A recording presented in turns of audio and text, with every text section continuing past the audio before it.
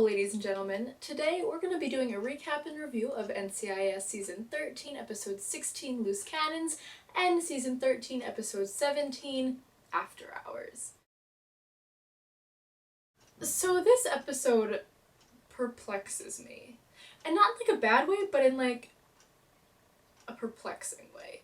Two things are happening in this episode, and then they end up kind of merging, as they have frequently this season. The first thing is Cyril Taft kind of wants to be a cop, and Gibbs is like, wow, that's a horrific idea. It all starts when Taft accidentally lets this guy die on the operating table, and it turns out he was an illegal arms dealer, so Jean must be involved somehow. His squad, if you will, gets angry that he's dead, and so he tries to blow up Taft and then almost blows up his wife. She lives, but it's still a pretty rough day in the end. Taft kind of ends up having this epiphany where he's like, I already lost my son, I need to spend time with my wife and go on vacations and work on my bucket list because that's what's really important in his life, and he needs to maybe put his work and his dreams of starring in Ride Along on hold. And then there's part B.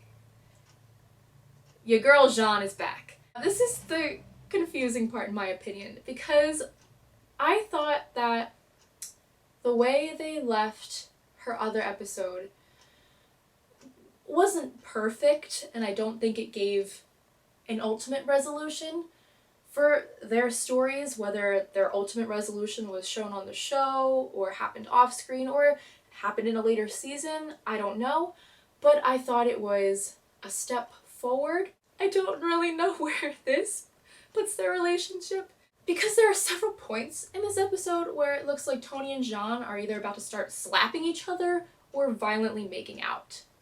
And I don't know what to do with it. Jean's husband thinks that Tony's gonna steal Jean from him, and I mean, the husband handles it pretty civilly, like there's no fistfights involved. He's just kind of like, don't do that, please. And Jean just seems wildly confused about what's happening. It turns out La Grand'Ouille was involved in this illegal arms dealing situation because he had trained the guy that had died earlier on. So Jean was like angry at Tony half the time, and then it seemed like there was still feelings there, which I can understand because they were in love, and then it left off abruptly and poorly.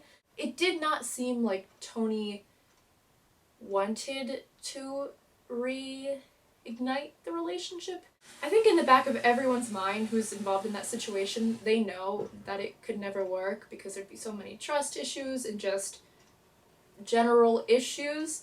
But I think there's still always going to be that, like, you know, there's always still going to be that feeling of romance's past for Tony and Jean. I think at one point Jean said, I wish I wouldn't have never met you.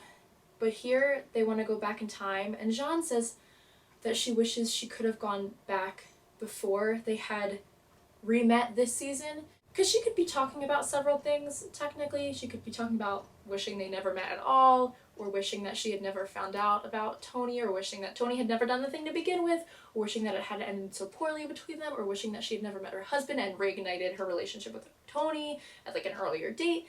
It's very unclear what she means. The episode leaves off on this really just melancholy feeling. I think they both know that it could never work out, but I think their relationship needs a lot more work. I don't know how we're gonna do that in the limited period of time, unless it happens off screen sometime. I'm very curious what's gonna happen with Jean now that they've brought her back so close to the end of Tony's time on this show. So I'll be really interested to see if she's involved in the finale at all.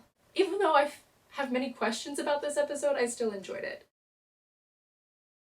And then there is After Hours, which is...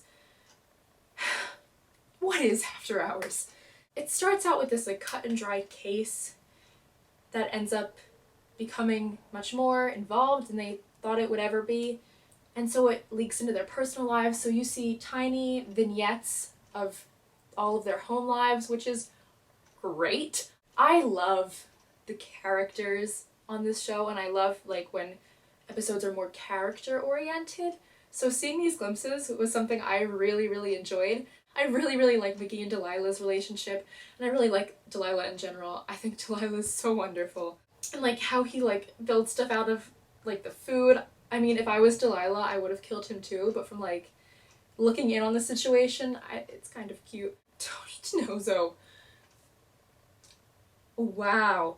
I get it. He's working through some feelings. Tony's not in a relationship and he's just been through some rough stuff with Jean and he really just wants to have like an evening with another lady.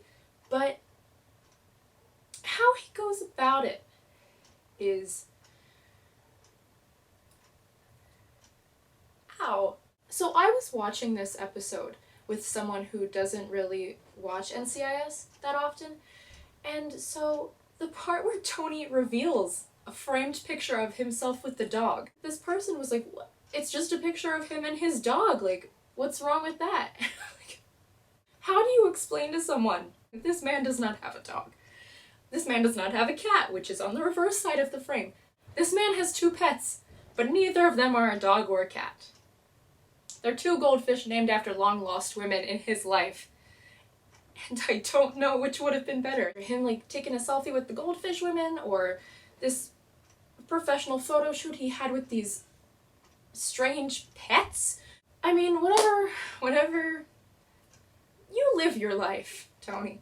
The case I thought was super duper interesting. It's very mystery oriented and like you have to put it all together, and I really enjoyed that and it kept me on the edge of my seat. And I actually really like this episode. And then the next episode is the 300th episode, which I'm very excited about. It has Taye Diggs in it, who is a Broadway actor, and I really dig him. I Taye dig him. Ugh. So I'm very excited to see that episode, and I will see you guys for the recap and review of Scope.